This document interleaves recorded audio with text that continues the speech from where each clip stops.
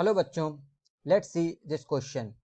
The question says a capacitor of plate area A and separation D is filled with two dielectrics of dielectric constants K1 is equal to 6 and K2 is equal to 4.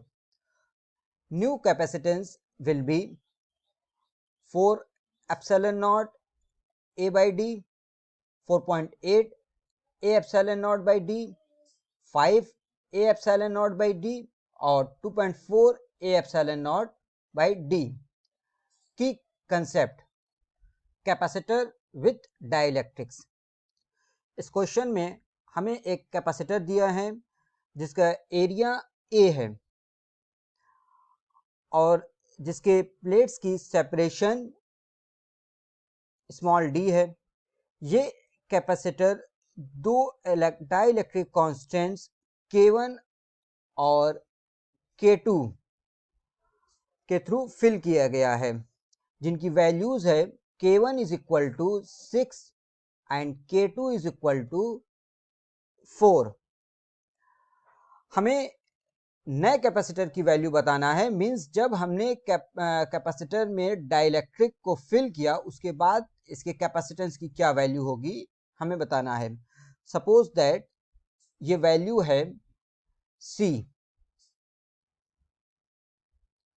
We have the formula of capacitance without dielectrics. C naught is equal to A epsilon naught upon D, जहाँ A area है plates के और D plates के बीच की separation और epsilon naught permittivity है free space की। Suppose this one equation number 1।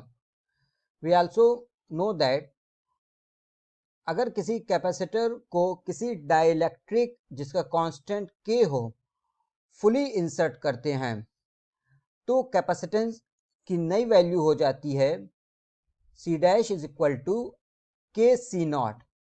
That means C dash is equal to K A epsilon naught upon D। So for K1,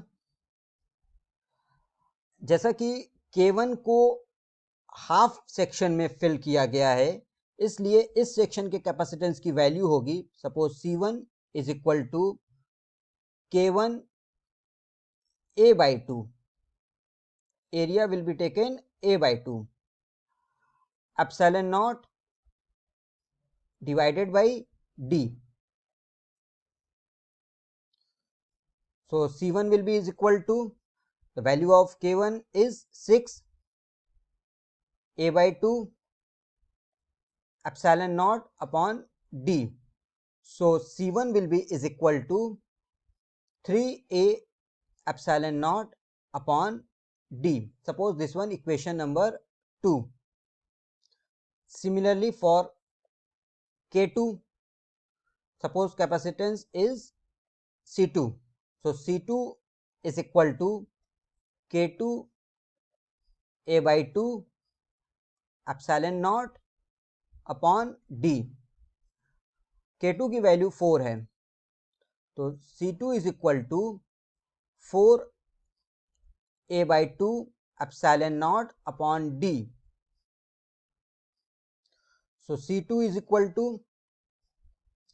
2A epsilon naught upon D। Clearly C1 and C2 are parallel, दोनों एक दूसरे के parallel हैं।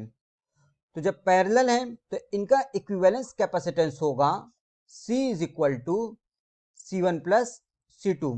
C1 C2 की value put करने पर suppose this one equation number 3, 2 और 3 से C1 C2 की वैल्यू पुट करने पे 3A epsilon naught upon D plus 2A epsilon naught upon D।